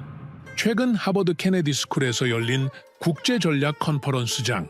전 세계 전략가들이 숨을 죽인 그 자리에서 미국 최고의 전략가 맥킨 리처드가 입을 열었습니다. 한국이 없으면 세계가 멈춘다. 그의 이야기 지금 시작합니다. 저는 오늘 여러분께 충격적인 진실을 말씀드리려 합니다. 맥킨 리처드 교수의 목소리가 하버드 케네디 스쿨 대강당에 울려 퍼졌습니다. 교수는 갑자기 발표용 리모컨을 내려놓고 청중을 날카롭게 응시했습니다. 미국이 관세 폭탄을 던졌을 때 여러분은 무엇을 보셨습니까? 청중 중 한 명이 조심스레 대답했습니다. 중국의 보복이요. 맞습니다. 교수가 손가락을 튕겼습니다. 중국은 분노했고 유럽은 항의했으며 일본은 고개를 숙였습니다. 화면에 각국 정상들의 분노한 표정이 차례로 나타났습니다. 그런데 한국은 교수는 잠시 말을 멈추고 청중을 둘러보았습니다. 아무 말도 하지 않았습니다. 일본 대표 나카무라가 코웃음을 쳤습니다. 그들에겐 선택권이 없었겠죠? 교수는 갑자기 나카무라를 향해 걸어갔습니다. 그렇게 생각하십니까? 56일 후 캔자스시티의 자동차 부품 공장에서 무슨 일이 일어났는지 아십니까? 나카무라는 당황한 듯 고개를 저었습니다. 휴대폰 전용 메모리 칩의 품질 검사 지연으로 생산이 중단됐습니다. 같은 날 디트로이트에서는 전기차 배터리 관리 시스템의 펌웨어 업데이트가 필요하다는 통보가 왔고요. 청중이 웅성거리기 시작했습니다. 아무도 이것을 한국의 조치라고 생각하지 않았습니다. 지연, 검사, 업데이트. 일상적인 일처럼 보였으니까요. 하지만 교수는 비밀을 공유하듯 목소리를 낮췄습니다. 모든 지연이 정확히 계산된 것이었습니다. 미국 전략가가 자리에서 벌떡 일어났습니다. 증거가 있으십니까? 교수는 화면을 전환했습니다. 필요 없습니다. 결과가 증거입니다. 56일 만에 미국은 한국과 첨단 기술 협력 강화를 약속했고 관세 정책은 조용히 수정되었습니다. 중국 대표 리 양이 웃으며 물었습니다. 그런 작은 부품들이 그렇게 중요할 수 있습니까? 교수는 리 양을 똑바로 쳐다보며 날카롭게 대답했습니다. 작은 부품이라고요. 강대국의 심장을 멈추게 할 수 있는데도요. 당당히 순식간에 조용해졌습니다. 오늘부터 기억하십시오. 한국은 소리 없이 움직이지만 그 영향력은 폭풍우보다 무섭습니다. 오늘 아침 여러분의 스마트폰으로 무엇을 하셨습니까? 리처드 교수는 자신의 휴대폰을 꺼내 높이 들어올렸습니다. 교수는 갑자기 그것을 바닥에 떨어뜨렸고 청중들이 놀라 숨을 들이켰습니다. 걱정 마십시오. 화면이 깨지지 않았습니다. 교수가 웃으며 말했습니다. 왜 깨지지 않았을까요? 한국의 코닝 강화유리 때문입니다. 교수는 휴대폰을 집어들고 뒷면을 열었습니다. 이 작은 칩, 삼성전자 제품입니다. 이 배터리, LG 에너지 솔루션입니다. 이 디스플레이, 삼성 디스플레이죠. 미국 실리콘밸리 CEO가 손을 들었습니다. 하지만 아이폰은 애플 제품입니다. 정말 그렇습니까? 리처드 교수가 눈썹을 치켜 올렸습니다. 애플 로고는 미국이지만 심장은 한국입니다. 화면에 세계 메모리 반도체 점유율 차트가 나타났습니다. D램 시장 70%, 낸드 플래시 50%, 삼성과 SK하이닉스가 세계 메모리 시장을 장악했습니다. 독일 대표가 불편한 듯 자세를 고쳐 앉았습니다. 이건 단순한 숫자가 아닙니다. 교수가 진지한 표정으로 말을 이었습니다. 당신의 자율주행차, 인공지능 서버, 군사 시스템 모두 한국산 메모리 없이는 작동하지 않습니다. 유럽 자동차 협회 대표가 일어섰습니다. 교수님, 전기차 배터리도 비슷한 상황입니까? 리처드 교수는 전기차 배터리 시장 점유율 그래프로 화면을 전환했습니다. LG 에너지 솔루션, 삼성 SDI, SK온 이 세 회사가 글로벌 전기차 혁명을 움직이고 있습니다. 테슬라, GM, 폭스바겐 모두 한국산 배터리의 노예입니다. 일본 대표 나카무라가 불만스럽게 끼어들었습니다. 중국의 CATL이 1위 아닙니까? 양적으로는 그렇습니다. 교수가 의미심장하게 대답했습니다. 하지만 BMW, 아우디, 메르세데스가 자존심을 버리고 한국 기업과 손잡는 이유가 무엇일까요? 품질, 안전성, 그리고 미래 기술 때문입니다. 교수는 지구본을 가리켰습니다. 그리고 이 물건들을 운반하는 배는 어디서 만들까요? 현대중공업, 삼성중공업, 대우조선해양, 세계조선시장의 절대 강자들입니다. 중국 대표 리 양이 자리에서 일어났습니다. 중국도 선박을 만듭니다만 그렇습니다. 교수가 한 걸음 다가가 말했습니다. 하지만 세계 최대 컨테이너선, LNG선, 초대형 유조선, 이 모든 첨단 선박의 80%는 한국에서 만들어집니다. 청중들 사이에서 불안한 웅성거림이 일었습니다. 여러분, 이건 단순한 산업 경쟁이 아닙니다. 한국이 없으면 세계의 뇌는 생각할 수 없고 심장은 뛰지 않으며 혈관은 막힙니다. 한국이 빠지면 지구가 안 돕니다. 리처드 교수는 무대 중앙으로 천천히 걸어 나왔습니다. 화면에는 거대한 선박 한 척이 바다를 가르는 모습이 나타났습니다. 이것이 세계 최대 컨테이너선 HMM 아레시라스호입니다. 길이 400m, 적재량 24,000톤, 한국에서 건조되었죠. 교수는 청중의 반응을 살피며 말을 이어갔습니다. 여러분, 세계 무역의 90%는 바다를 통해 이루어집니다. 그리고 그 바다를 움직이는 선박의 대부분은 한국산입니다. 미 해군 정보장교가 자리에서 일어났습니다. 교수님, 군사적 관점에서 한국의 조선 기술은 어떤 의미가 있습니까? 리처드 교수는 미소를 지었습니다. 화면이 전환되어 한국 해군의 최신의 구축함이 나타났습니다. 이것이 한국형 이지스 구축함 세종대왕급입니다. 한국은 이제 자체 기술로 최첨단 전함을 만들 수 있습니다. 청중 사이에서 놀라움의 탄성이 흘러나왔습니다. 일본 대표 나카무라의 얼굴이 굳어졌습니다. 그뿐만이 아닙니다. 한국은 고래급 잠수함을 국내 기술로 건조하고 있으며 잠수함발 사탄도 미사일 SLBM까지 개발했습니다. 유럽 안보 전문가가 놀란 표정으로 물었습니다. 그렇다면 한국은 이제 해양 강국으로 봐야 합니까? 단언컨대 그렇습니다. 교수가 단호하게 대답했습니다. 한국은 더 이상 육지의 나라가 아닙니다. 바다의 주인입니다. 화면이 전환되어 한국의 LNG 운반선이 나타났습니다. 세계 LNG 선박 시장의 70%를 한국이 장악하고 있습니다. 이 배들이 없다면 유럽은 지난 겨울 러시아 가스 없이 어떻게 버텼을까요?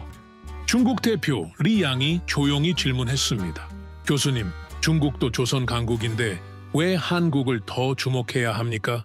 리처드 교수는 두 손을 모으고 리 양을 바라보았습니다. 수량이 아니라 질입니다. 세계 해운사들은 왜 더 비싼 한국 선박을 선택할까요? 기술력과 신뢰성 때문입니다. 교수는 다시 화면을 전환했습니다. 부산항의 거대한 모습이 나타났습니다. 세계 5위 항만 부산, 동부가 물류의 허브입니다. 한국은 배를 만들 뿐만 아니라 바다의 길을 열고 있습니다.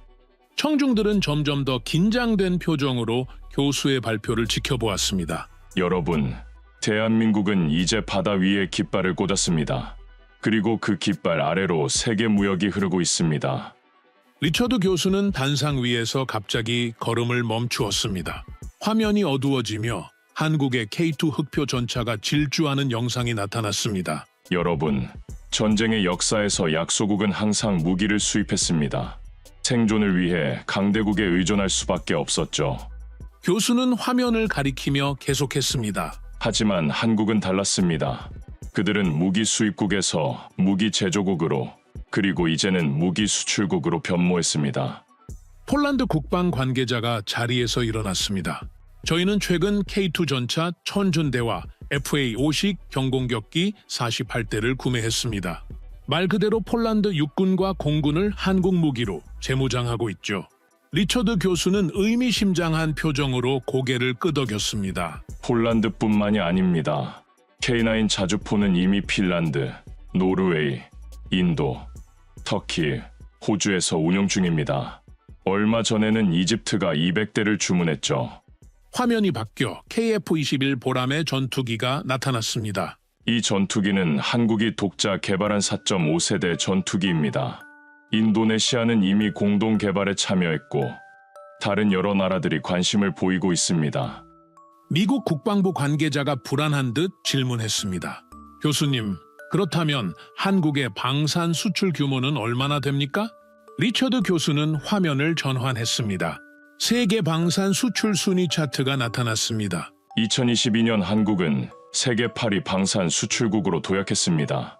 2023년엔 7위, 현재는 6위에 근접하고 있죠. 그리고 폴란드와의 계약만으로 수십조 원이 추가되었습니다. 일본 대표 나카무라가 긴장된 표정으로 물었습니다. 그런 첨단 무기를 독자 개발할 기술력이 있습니까? 물론입니다. 교수는 자신감 있게 대답했습니다. 한국은 세계 최초로 중형 잠수함에 리튬이온 배터리를 탑재했고 레이저 무기 체계도 개발 중입니다. 교수는 잠시 말을 멈추고 청중을 둘러보았습니다. 하지만 한국의 진짜 힘은 민간 기술을 군사적으로 전환할 수 있는 능력입니다. 삼성의 반도체, LG의 배터리, 현대의 엔진 기술, 이 모든 것이 무기 체계에 통합됩니다. 영국 외교관이 조용히 질문했습니다. 그렇다면 한국의 군사력은 실제로 어느 정도입니까? 리처드 교수는 한국의 예비군 훈련 장면을 화면에 띄웠습니다. 한국은 50만 현역 군인과 350만 예비군을 보유하고 있습니다. 징병제와 예비군, 시스템이 만들어낸 국민군대입니다. 이제 그들은 전쟁을 수입하지 않습니다. 만들어냅니다.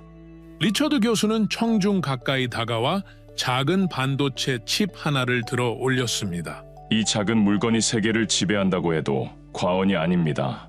인공지능, 자율주행차, 슈퍼컴퓨터, 모든 첨단 기술의 두뇌입니다. 화면에 세계 반도체 시장 점유율 차트가 나타났습니다. 메모리 반도체 시장의 70%, 이것이 삼성전자와 SK하이닉스가 차지하는 비율입니다. 세계 AI 혁명의 심장은 한국에서 뛰고 있습니다. 실리콘밸리 스타트업 CEO가 손을 들었습니다. 하지만 시스템 반도체는 대만의 TSMC가 주도하지 않습니까? 교수는 고개를 끄덕였습니다. 맞습니다. 하지만 추세를 보십시오. 삼성전자는 이미 3나노 공정을 상용화했고 2나노 개발에도 속도를 내고 있습니다. 게임은 아직 끝나지 않았습니다. 화면이 전환되어 전기차 배터리 생산 라인이 나타났습니다. LG에너지솔루션, 삼성 SDI, SK온 이 세 기업이 세계 전기차 혁명을 움직이고 있습니다. 테슬라도, GM도, 폭스바겐도 한국 배터리 없이는 한 발짝도 움직일 수 없습니다. 독일 자동차 협회 대표가 불안한 듯 물었습니다. 교수님, 한국이 차세대 전고체 배터리 개발에서도 앞서 있습니까? 퀀텀엑스라는 이름의 프로젝트를 아십니까? 교수가 반문했습니다. LG와 삼성은 이미 전고체 배터리 시제품을 테스트 중입니다. 충전 시간은 절반, 주행거리는 2배, 화재 위험은 제로에 가깝습니다. 청중 사이에서 놀라움의 탄성이 흘러나왔습니다. 그리고 OLED 디스플레이 시장은 어떨까요? 세계 시장의 90% 이상을 한국이 장악하고 있습니다. 여러분의 최신 스마트폰, TV, 노트북 모두 한국산 디스플레이입니다. 중국 대표 리 양이 의문을 제기했습니다. 교수님, 중국도 빠르게 추격하고 있지 않습니까? 리처드 교수는 미소를 지었습니다. 기술 경쟁은 마라톤입니다. 한국이 새로운 기술을 개발할 때마다 경쟁자들은 따라잡기 바쁩니다. 한국은 이미 다음 레이스를 준비하고 있죠. 교수는 화면을 바이오 의약품 생산 시설로 전환했습니다. 삼성바이오로직스는 세계 최대 바이오 의약품 위탁 생산 기업이 되었습니다. 코로나 백신 생산에도 참여했죠. 한국의 기술력은 이제 생명 영역까지 확장되고 있습니다. 리처드 교수는 청중을 향해 의미심장한 시선을 던졌습니다. 여러분, 모든 첨단 기술의 내부에는 Made in Korea가 있습니다. 눈에 보이지 않지만 세계는 한국의 두뇌로 움직이고 있습니다. 리처드 교수는 갑자기 교단을 떠나 청중 사이로 걸어 들어갔습니다. 그리고 한 학생에게 물었습니다. 어제 저녁에 무엇을 보셨나요? 당황한 학생이 대답했습니다. 넷플릭스에서 한국 드라마를 봤어요. 설렘의 맛이라는. 교수는 만족스러운 미소를 지었습니다. 바로 그겁니다. 교수는 다시 단상으로 돌아가며 말했습니다. 한국 드라마, K-팝, 영화 이것들은 단순한 엔터테인먼트가 아닙니다. 총 없이 세계를 정복하는 무기입니다. 화면에 폭삭 속았수다라는 한국 드라마의 한 장면이 나타났습니다. 브라질 광장에서 수천 명의 사람들이 대형 스크린으로 이 드라마를 함께 보며 눈물을 흘리는 모습이었습니다. 지난해 브라질 상파울루 시청 광장 5만 명이 모여 한국 드라마를 함께 봤습니다. 그들은 왜 울었을까요? 프랑스 문화부 관계자가 손을 들었습니다. 감정적 공감 때문이 아닐까요? 정확합니다. 한국 드라마는 드라마가 아닙니다. 감정의 해방입니다. 언어와 문화의 장벽을 뛰어넘는 감정의 카타르시스죠. 화면이 전환되어 인도네시아 자카르타의 대형 공연장에서 나의 아저씨, 마지막 회를 보며 환호하는 관중들이 나타났습니다. 인도네시아에서는 나의 아저씨 마지막 장면이 나오자 공연장에서 박수가 터졌습니다. 완전히 다른 문화권의 사람들이 한국의 이야기에 자신을 투영했습니다. 미국 할리우드 프로듀서가 불만스러운 듯 질문했습니다. 하지만 문화적 영향력이 실질적인 힘으로 이어질 수 있습니까? 리처드 교수는 한 걸음 더 가까이 다가왔습니다. 2022년 한국 정부가 중동에 원전 수출을 성사시켰을 때 현지 정부 관계자가 한 말을 아십니까? 우리 딸이 한국 드라마를 너무 좋아해서 한국에 호감이 갔다고 말입니다. 정중 사이에서 웃음이 터져 나왔습니다. 웃지 마십시오. 이것이 소프트 파워입니다. 군함보다 더 강력한 힘이죠. 교수는 화면을 다시 전환했습니다.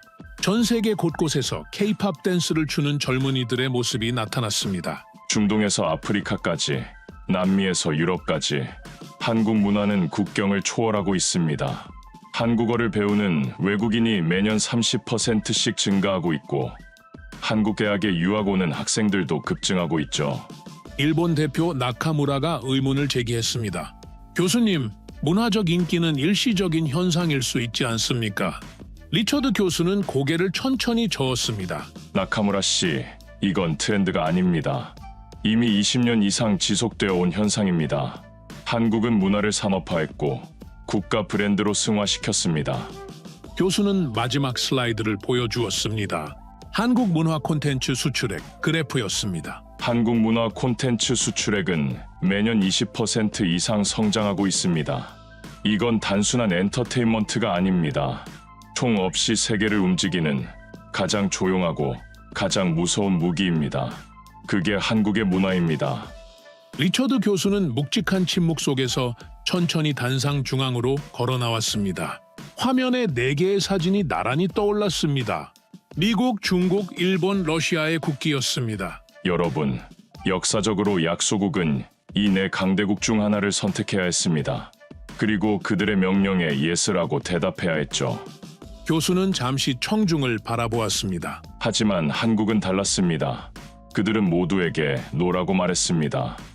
미국 국무부 관계자가 놀란 표정으로 자리에서 일어났습니다. 교수님, 한국은 미국의 가장 중요한 동맹국 중 하나입니다만 맞습니다.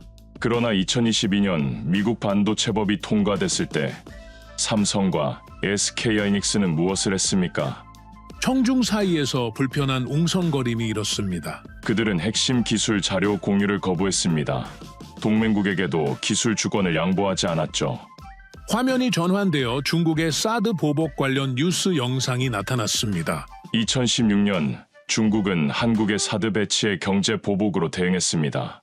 롯데마트가 중국에서 철수하고 한국 관광객이 80% 감소했죠. 중국의 압력에 한국은 굴복했을까요? 중국 대표 리 양이 불편한 표정으로 앉아 있었습니다. 아닙니다.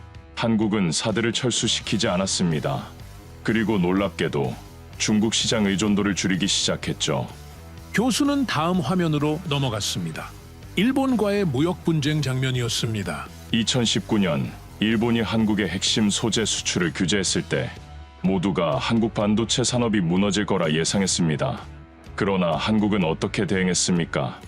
일본 대표 나카무라가 고개를 숙였습니다. 그들은 불과 2년 만에 핵심 소재를 국산화했습니다. 오히려 일본 기업들이 시장을 잃었죠.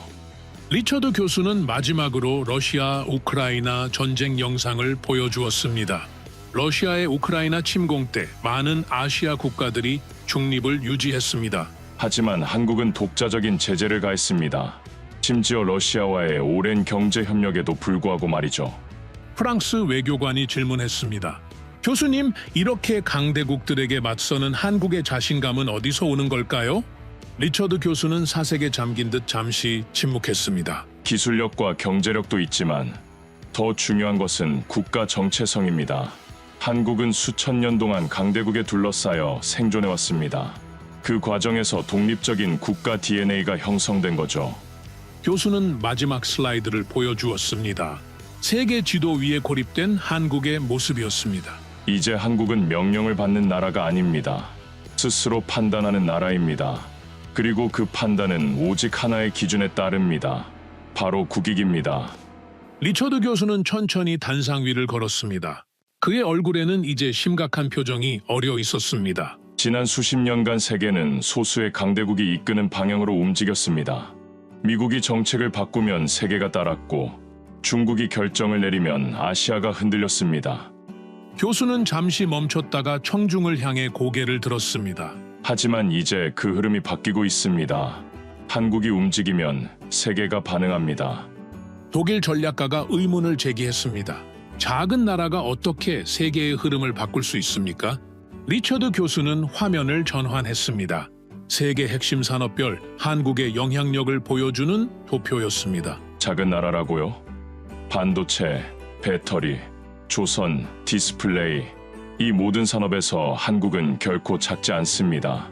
오히려 거인입니다. 교수는 청중 사이를 천천히 걸으며 계속했습니다. 더 이상 한국은 따라가는 나라가 아닙니다. 변화를 만들어내는 나라입니다.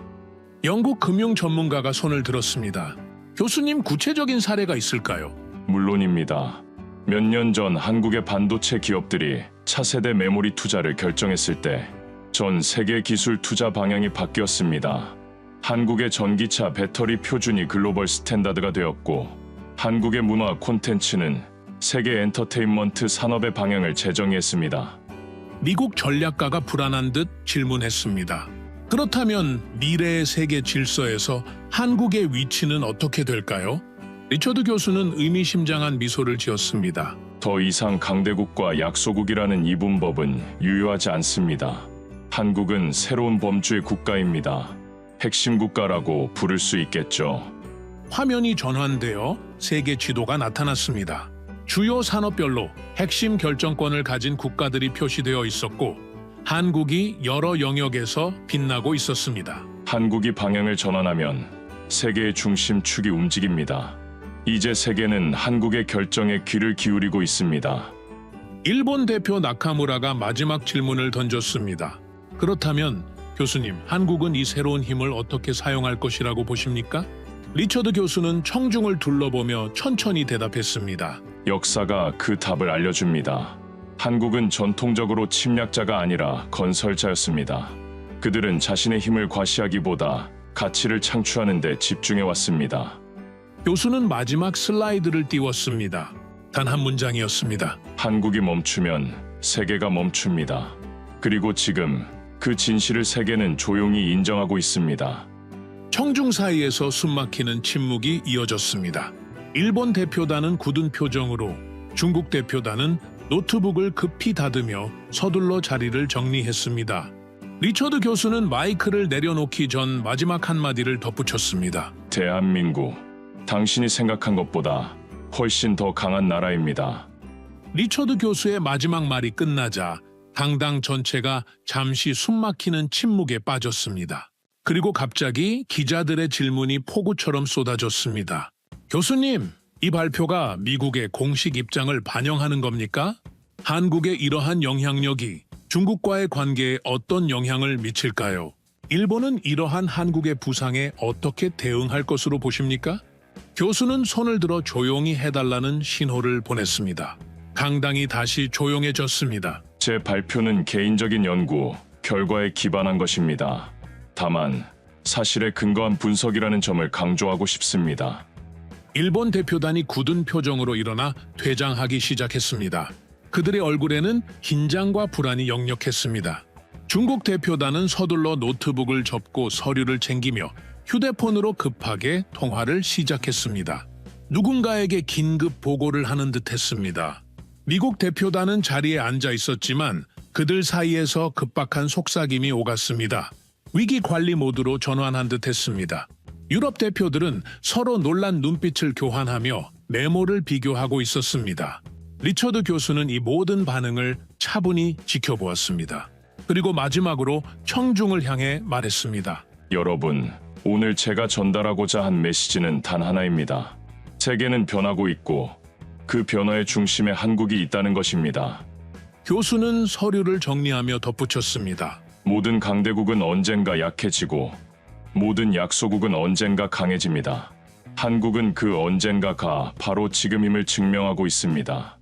교수가 단상에서 내려오자 기자들이 몰려들었지만 그는 차분히 미소 지으며 말했습니다. 더 이상의 질문은 받지 않겠습니다. 앞으로의 세계 질서는 우리 모두가 함께 지켜보게 될 것입니다. 강당을 나서는 리처드 교수의 뒷모습을 모든 참석자들이 주시했습니다. 그날 하버드 케네디 스쿨에서는 세계 질서에 대한 새로운 관점이 제시되었고 그 중심에는 예상치 못했던 국가, 대한민국이 있었습니다. 오늘 리처드 교수가 발표한 내용의 핵심은 한국이 세계 산업의 심장으로 자리매김했다는 것입니다. 삼성전자와 SK하이닉스는 세계 메모리 반도체 시장의 70%를 장악하고 있으며 이들이 생산하는 반도체 없이는 스마트폰, 자율주행차, 인공지능 서버, 첨단 군사 시스템, 어느 것 하나 작동할 수 없습니다. 세계 디지털 문명의 근간이 한국 기업의 손에 달려 있는 것입니다. 배터리 분야에서도 LG 에너지 솔루션, 삼성 SDI, SK온이 세계 시장을 선도하고 있습니다.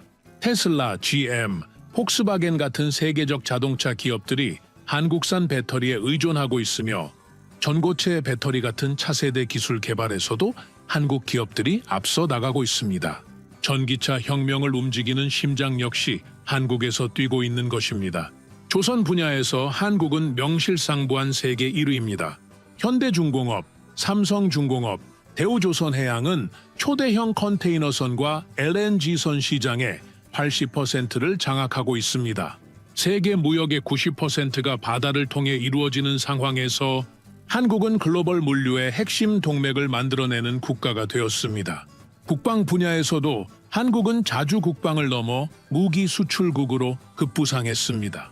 K2 전차, K9 자주포, FA-50 경공격기, KF-21, 보람의 전투기 등 독자 개발한 무기 체계들이 폴란드, 노르웨이, 인도, 터키, 호주 등 세계 각국으로 수출되고 있습니다.